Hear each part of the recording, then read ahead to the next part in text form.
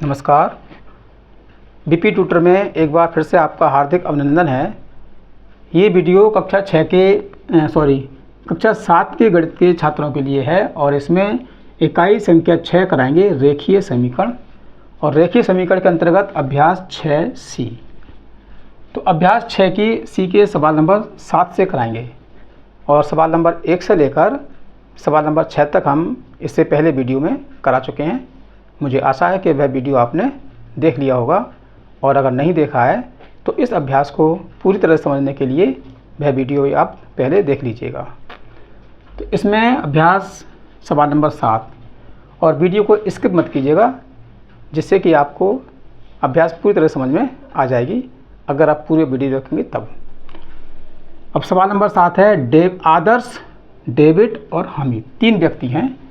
आदर्श, David और हमीद का कुल भार 44 किलोग्राम है। यदि डेविड का भार आदर्श के भार से 1.3 किलोग्राम अधिक एवं हमीद के भार से 2.1 किलोग्राम अधिक हो तो तीनों का अलग अलग भार ज्ञात कीजिए। तो इसके लिए सबसे पहले अब मान लेंगे। तो पहला व्यक्ति है आदर्श, तो आदर्श का भार मान लेंगे। माना आदर्श का भार बराबर x किलोग्राम। अब हमीद का कैसे निकालना? डेविड का भार। माना डेविड का भार। तो इन्होंने कहा गया है कि डेविड का भार आदर्श के भार से 1.3 किलोग्राम अधिक है। तुमने आदर्श का भार माना है x किलोग्राम और इससे 1.3 किलोग्राम अधिक है तो x प्लस 1.3 किलोग्राम ये हो गया डेविड का भार। अब समझते हैं हमीद का भार कैसे मानेंगे, इसको समझेंगे ध्यान से आप। हमीद का भार कैसे मानेंगे ये समझना है। इन्होंने कहा कि हमीद के भार यानी जो आदर्श के भार से ये जो है डेविड, हमारा ये है डेविड, तो डेविड का भार आदर्श के भार से 1.3 किलोग्राम अधिक एवं हमीद के भार से 2.1 किलोग्राम अधिक है। तो हमीद के भार से अधिक है तो हमीद का भार हो गया कम, क्योंकि डेविड का भार हमीद के भार से 2.1 किलोग्राम ज़्यादा है तो हमीद का भार हो गया डेविड के भार से कम।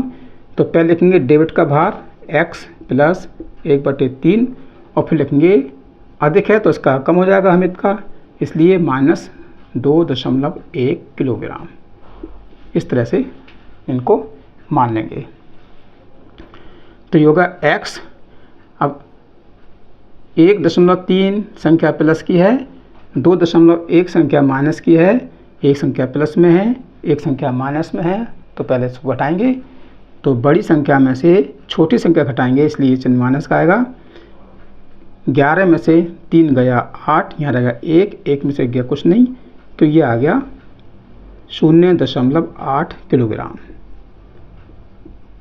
ये हो गया हमीद का भार। अब तीनों का भार दे रखा है तो लिखेंगे आदर्श का भार x किलोग्राम और डेविड का भार x प्लस 3 किलोग्राम और हमीद का भार x माइनस 0.8 किलोग्राम और बराबर है सब 44 किलोग्राम। इसमें तीनों का वजन है 44 किलोग्राम। अब इसको हल करते हैं। 1 2 3 लिखेंगे 3x और उसके बाद प्लस में है 1.3 और बराबर फिर माइनस है 0.8 और बराबर है 44।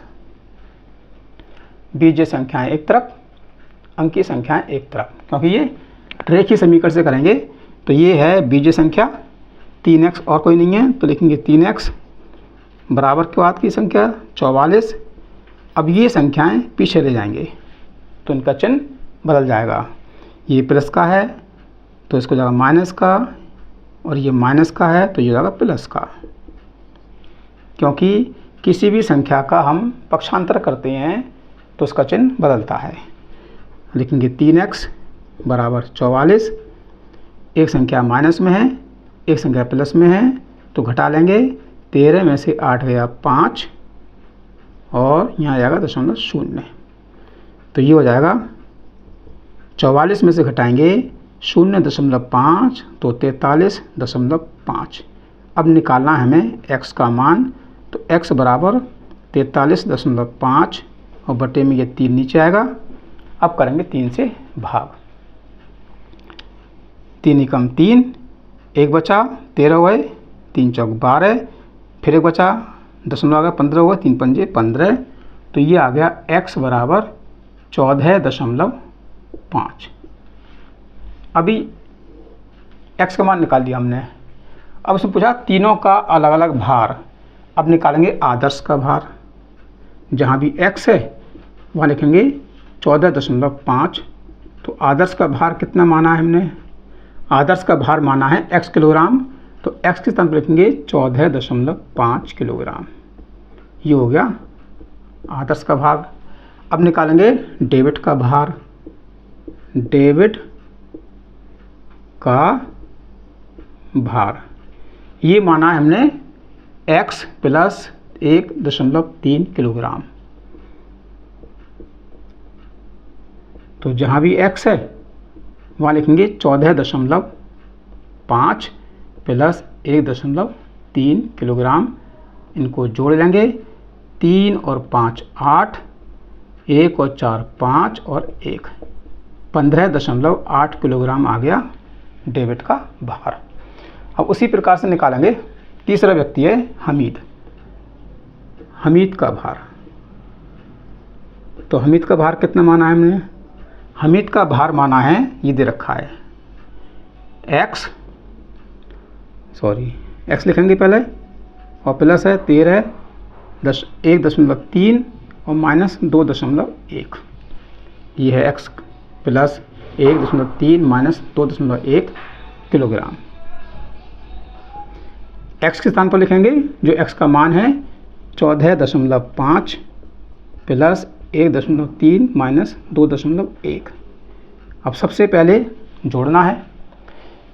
14.5 में 1.3 जोड़ लेंगे तो 15.8 और इसमें से घटाएंगे 2.1, तो 8 में से 1 गया 7, 5 में से 2 गया 3 और 1 13.7 किलोग्राम। ये इस तरह से तीनों का वजन अलग अलग ज्ञात हो गया। तो मुझे आशा है कि ये सवाल आपको समझ में आ चुका होगा। अब चलते हैं सवाल नंबर 8 की तरफ। अब करते हैं सवाल नंबर 8। 2 अंकों की एक संख्या का योगफल 4 है। यदि दहाई के अंक से इकाई का अंक घटा दिया जाए तो शेष 2 है, संख्या ज्ञात कीजिए। अब है 2 अंकों की संख्या। तो 2 अंकों की संख्या में इकाई का अंक होता है और दहाई का अंक होता है। तो पहले मान लेंगे, माना इकाई का अंक x मान देते हैं। अब ये कहा गया है कि 2 अंकों की एक संख्या का योगफल 4 है। अगर हम योगफल में से इकाई का अंक घटा देंगे तो दहाई का अंक मान लिया जाएगा।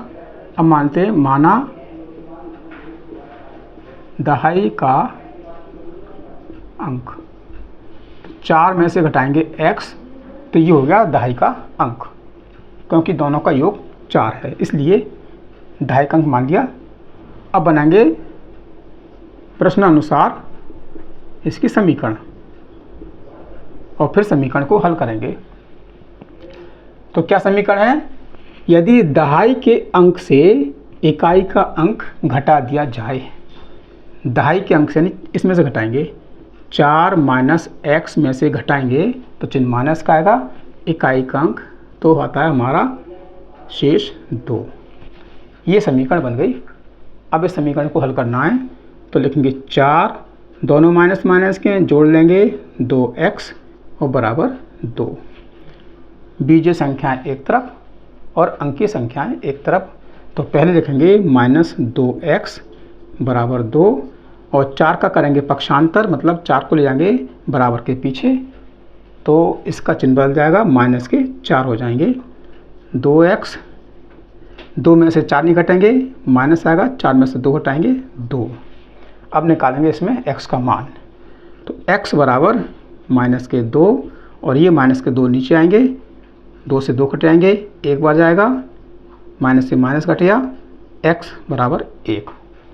ये तो आ गया x का मान। अब क्या करना है, इसके अनुसार हम लिखेंगे इकाई का अंक जो हमने माना है। इकाई का अंक x माना है और x का मान है 1, तो इकाई का अंक हो गया 1। अब दहाई का अंक, दहाई का अंक माना 4 माइनस 1, तो x के जगह रखेंगे 1, घटा देंगे, ये आ गया 3, तो 3 आ गया दहाई का अंक और 1 आ गया इकाई का अंक। अब हमारी संख्या बनेगी, अतः संख्या पहले लिखेंगे इकाई का अंक 1, उसके पीछे लिखेंगे दहाई का अंक 3, ये हो गया 31। ये 31 हमारा आंसर हो गया। तो इस प्रकार से मुझे आशा है कि ये सवाल आपको समझ में आ चुका होगा। अब करते हैं सवाल नंबर 9। सवाल नंबर 9 है, 2 क्रमागत संख्याओं का योगफल 21 है, उन संख्याओं को बताइए। अब इसमें निकालना है दोनों क्रमागत संख्याएं। तो सबसे पहले हम दोनों क्रमागत संख्याओं को मान लेंगे। माना पहली संख्या,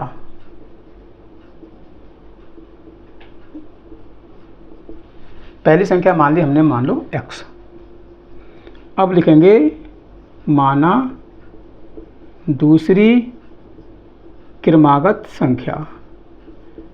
क्रमागत का मतलब ये है, एक जोड़ लेंगे, जो पहली संख्या मानी है उसमें एक जोड़ लेंगे, तो x प्लस 1, ये हुई हमारी दूसरी संख्या।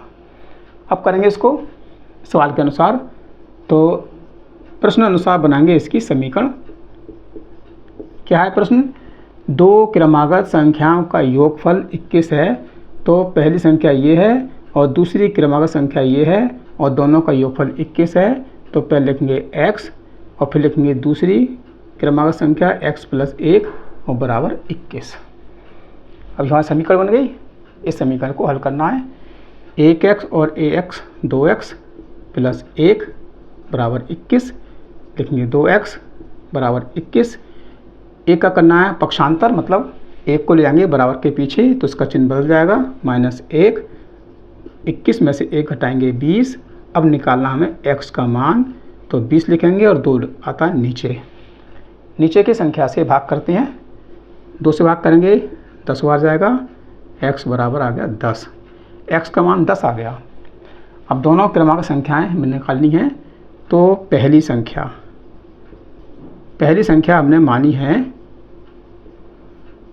x, जो x के स्थान पर x का मान यानी 10, पहली संख्या वही 10।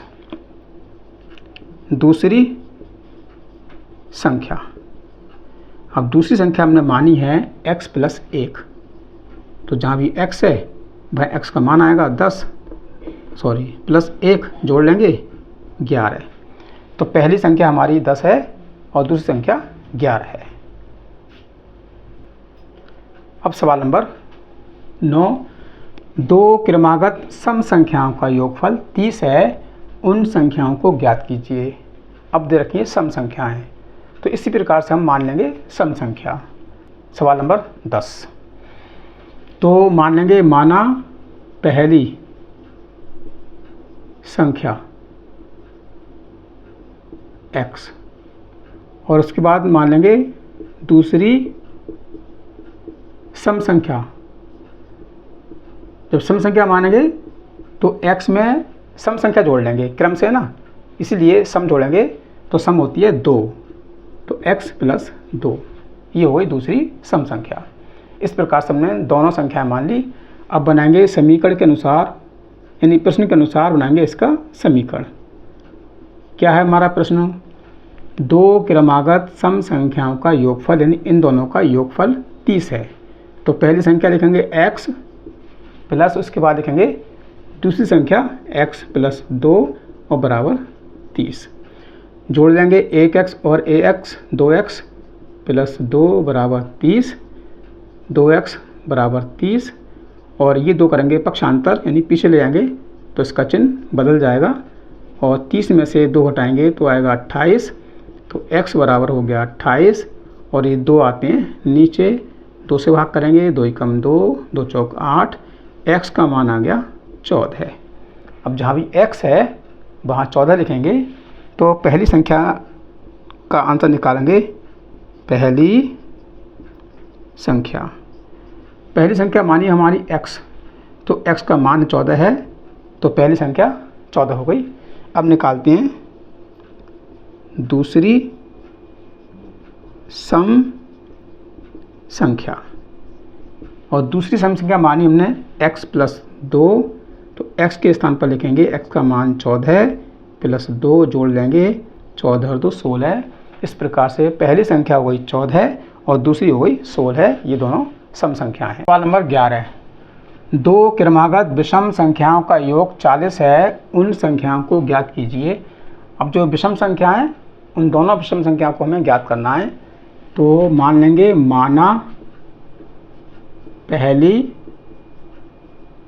विषम संख्या, विषम मान लेते हैं, विषम संख्या हो गई x, और उसके बाद दूसरी इसमें x प्लस 1 कर लेते हैं क्योंकि विषम है तो विषम संख्या लिखेंगे बाद में। तो दूसरी विषम संख्या x प्लस 3, इस तरह से लिखेंगे x प्लस 1 और x प्लस 3। अब बनाएंगे इसकी समीकरण, प्रश्न अनुसार बनानी है समीकरण। दो क्रमागत विषम संख्याओं का योग, तो इन दोनों को लिखेंगे x प्लस 1, x प्लस 3 और बराबर योग है 40। ये दे रखा है योगफल 40 है। अब इसका हल करना है, 1x ये है, 1x ये है, 2x प्लस 1 और 3 4 हो गए बराबर 40, 2x बराबर 40 और ये 4 का करेंगे पक्षांतर, 4 को ले जाएंगे बराबर के पीछे तो इसका चिन्ह बदल जाएगा, माइनस का हो जाएगा 4, 40 में से घटाएंगे 4, 36 आएगा, x बराबर 36 और बटे 2, 2 से भाग करना है, 2 एकम 2, 16 हो गए, 2 अट्ठे 16 है तो x बराबर आ गया 18। ये आ गया हमारा x का मान। अब पहली विषम संख्या हमने मानी है x प्लस 1, तो x के स्थान पर x का मान 18 प्लस 1 जोड़ लेंगे 19। ये आ गया पहली संख्या। अब देखते हैं दूसरी विषम संख्या।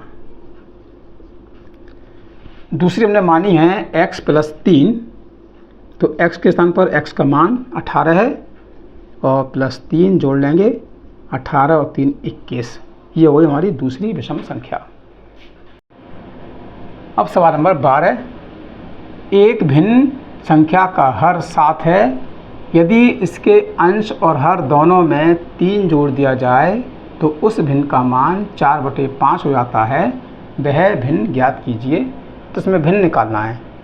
तो जैसा कि आप जानते हैं किसी भी चीज़ को निकालने के लिए सबसे पहले हम उसको मान लेते हैं। तो माना भिन्न। अब भिन्न कैसे मानेंगे ये समझ लीजिए। एक भिन्न संख्या का हर 7, ईद रखा है हर, तो हर में लिखेंगे हम 7, x/7। ये हमने भिन्न मान ली। x अंश हो गया और हर 7 हो गया। अब बनाएंगे इसका समीकरण प्रश्न अनुसार। क्या है हमारा प्रश्न? यदि इसके अंश और हर दोनों में 3 जोड़ दिया जाए। अब हम जो हमने भिन्न मानी है उसके अंश में और हर में दोनों में 3 जोड़ेंगे तो लिखेंगे x प्लस 3 और 7 प्लस 3 और जोड़ने पर उस भिन्न का मान होता है 4/5। अब ये बनेंगे, ये बन गए हमारी प्रश्न के अनुसार समीकरण। अब करना है इसको वज्र गुणनखंड विधि से, जो कि आप जान चुके हैं। वज्र गुणनखंड विधि का मतलब है तिरछी गुणा। तो पहले करेंगे 5 से गुणा, लिखेंगे 5 और अंश की संख्या लिखेंगे x + 3 बराबर, अब लिखेंगे 4 और फिर लिखेंगे हर की संख्या 7 + 3। इस तरह से वज्र गुणा करनी है। ये कोष्ठक खोलना है, ब्रैकेट खोलना है, तो 5 से गुणा करेंगे 5x और 5 से गुणा करेंगे 3 में 5 × 15, 5 से गुणा करेंगे 4 से गुणा करेंगे 7 में 4 × 7 = 28 और 4 से गुणा करेंगे 3 में 4 × 3 = 12। ये हमारी समीकरण सरल हो गई।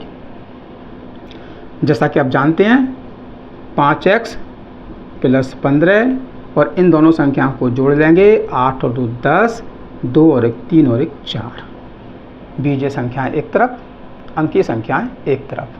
तो लिखेंगे पहले 5x, उसके बाद बराबर का चिन्ह 40 लिखेंगे। अब इस 15 का करेंगे पक्षांतर। पक्षांतर का मतलब ये है इस 15 को हम बराबर के पीछे ले जाएंगे तो इसका चिन्ह बदल जाता है। तो 5x बराबर 40 में से घटाएंगे 15, तो 0 में से 5 नहीं घटेगा, ढाई लेंगे, 10 में से 5 गया 5 और 3 में से 1 गया 2, तो x बराबर 25/5 से भाग करेंगे, 5 × 5 = 25, x का मान आ गया 5। तो वह भिन्न ज्ञात कीजिए। अब बनानी है हमें भिन्न। तो जो हमने माना है भिन्न को पहले वो लिखेंगे x/7, x के स्थान पर x का मान यानी 5 लिखेंगे और /7। तो ये हमारा उत्तर हो गया 5/7। तो मुझे आशा है कि यह अभ्यास आपको समझ में आ चुकी होगी। अगर एक बार समझ में नहीं आए तो आप दोबारा वीडियो को देख लीजिए, आपको ज़रूर समझ में आ जाएगी। वीडियो को बीच में स्किप मत कीजिएगा, पूरा वीडियो देखिएगा जिससे कि आपको ये अभ्यास आसानी से समझ में आ सके। तो मिलते हैं अगले वीडियो में। अगर आप चैनल पर नए हैं तो चैनल को सब्सक्राइब कीजिएगा, वीडियो को लाइक कीजिए और अपने साथियों में शेयर कीजिए।